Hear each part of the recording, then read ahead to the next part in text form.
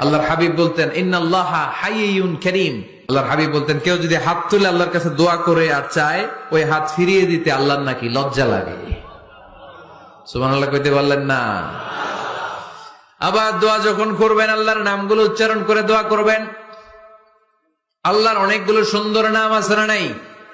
ইন্না লিল্লাহি 99 ইসমা, আল্লাহর রয়েছে 99টা সুন্দর সুন্দর নাম। এই নামগুলো যে মুখস্থ করবে, নামের হক যেই ব্যক্তি আদায় করবে, তারে জান্নাতের মালিক বানায় দিবে কে? দোয়া যখন করবেন আল্লাহর আসমাউল্লাহিল হুসনা গুলো বলে বলে আল্লাহরে ডাকবেন। আল্লাহর একটা সুন্দর নাম আছে আর রহমান। কি নাম? মানে দয়ালু। রহমান মানে কি? তিনি রহমান। এজন্য দোয়ার শুরুতে তারা ডাকেন, বলেন ইয়া রহমান।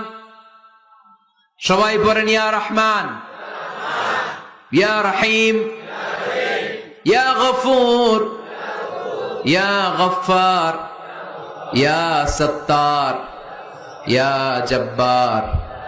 দোয়ার শুরুতে এই নামগুলো ধরে ধরে যদি আবেগ নিয়ে ভালোবাসা নিয়ে আল্লাহরে ডাকেন, দোয়া কবুল করে নিবে কে? এই দোয়ার মাঝখানে যদি এক ফোঁটা চোখের পানি ফেলতে পারেন, কবুল হবে? কবুল করবে কে? চোখের পানি ফেলবার চেষ্টা করবেন। নিজেকে যত ছোট করে আল্লাহর কাছে উপস্থাপন করা যায়, যত ছোট করা যায় নিজেকে,